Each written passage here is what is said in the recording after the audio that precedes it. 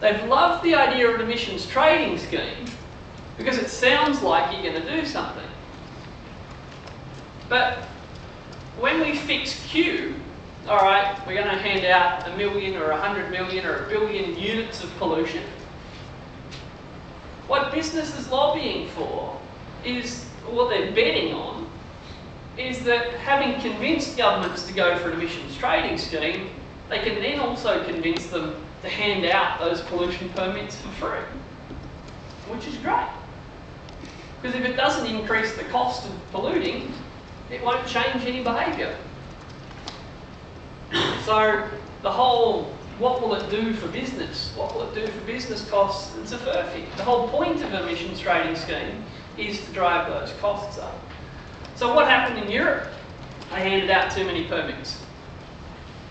Okay, they handed out too many permits, and it took a long time before the European economy started to grow, and that emissions, of course, were growing because the economy was growing. It took a while before the constraint that the Europeans imposed on emissions actually began to be a binding constraint. So think of it, you know, what's a simple example?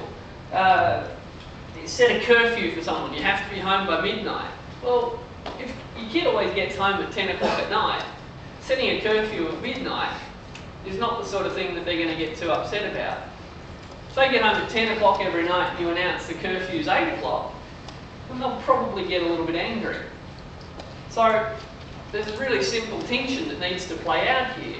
Frankly, the angrier the business sector is at any proposal for emissions trading scheme, the more likely it is to work. The happier they are with the compromise and balanced view, the happier they are with that, the less likely it is to work.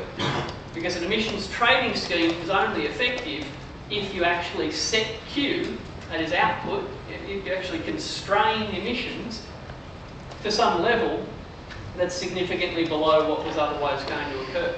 So, the Europeans have been the pin-up boys of bad emission trading schemes for almost a decade now, but luckily the New Zealanders have come along and done something even dumber. Always good to make New Zealanders the butt of our jokes. Well, they've really helped us with this one. The New Zealanders have introduced an emissions trading scheme without setting any target.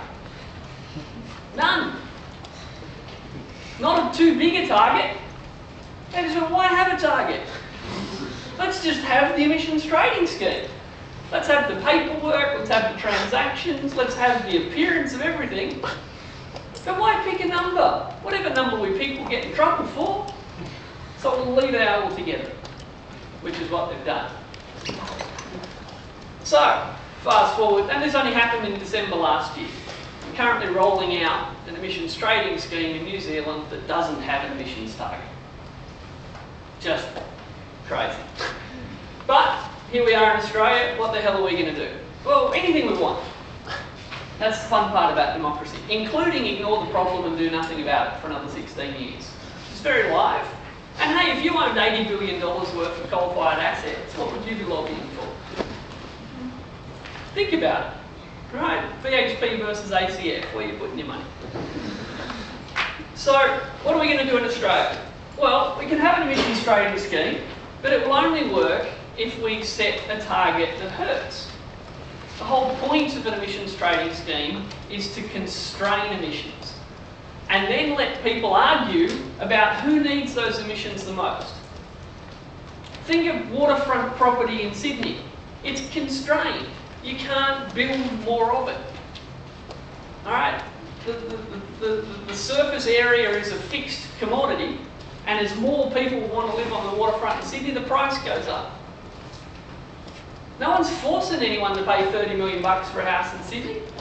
If you think that's a bit exy, don't think you'd like to buy one, that's okay. There are other options available to you. That's how an emissions trading scheme works. Fixed quantity. The people like the aluminium industry that can't make aluminium without pumping out CO2 are presumably going to be the ones that are very keen to bid to buy those permits.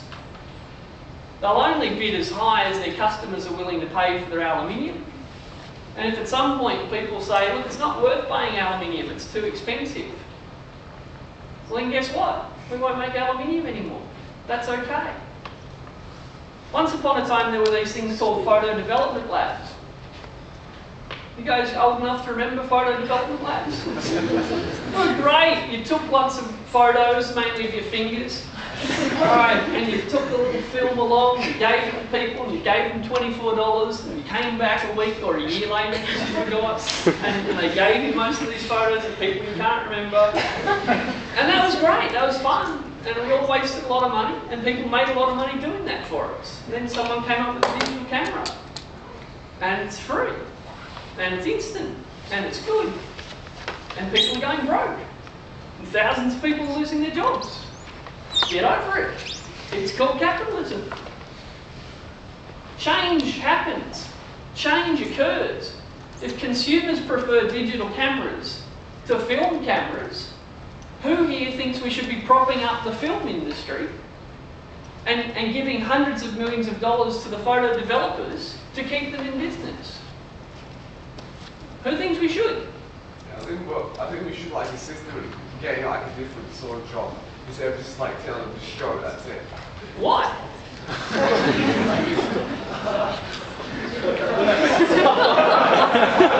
Who agrees? Yeah? So when any business ever goes broke, what if I want to build, pretend I'm Dana Vale, former Liberal parliamentary secretary or something or other, who wanted to build a replica of Anzac Cove on the Mornington Peninsula. Right? There was a private sector developer that wanted to stump up $30 million to build a replica of Anzac Cove on Mornington Peninsula, and of course he wanted $10 million from the taxpayers to help make his dream come true. If I make a really dumb decision and go broke, do you guys really want to bail me out? No. Good. But they're not actually done. I'm with you. I'll come back and sound nice in a minute. So, say I want to build a coal-fired power station in the Hunter Valley today, and I'm currently lobbying the New South Wales Treasurer so that I can go and build an asset that's going to last 30 to 50 years today. Should I get compensation in a year's time when someone introduces an emissions trading scheme? No. Well then why are we lobbying to stop these morons? I mean, Greenpeace should be running around saying to these people, build it!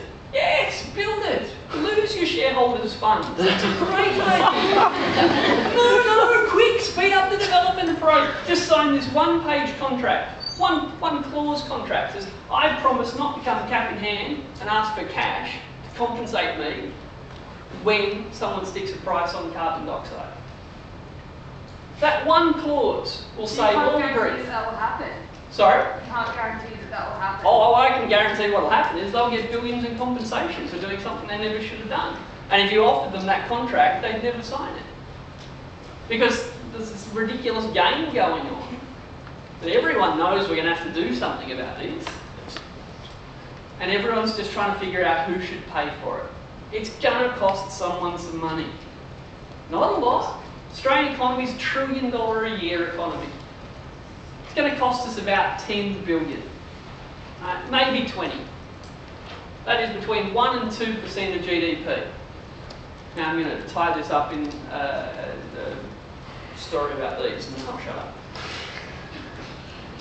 $10 billion per year, that's 1% of GDP. $20 billion per year, that's 2% of GDP. How much did the economy grow by last year? 3.4%. Yeah, 3.5%. So hang on, we could deal with the costs of climate change in their entirety and be 1.5% richer than we were 12 months ago. Oh my God, it's a crisis. Oh, how will we ever afford to pay? The problem is we want to be 3.5% better off, not 1.5% better off. The real problem that we face in society is one of distribution. We're a rich country, there's enough stuff, there's enough chocolate bars to go around. Who gets them is the hard part. Now, the cake that was up on the screen before is always the metaphor. How will we divvy up the cake? Should employees get a pay rise or should profits be higher?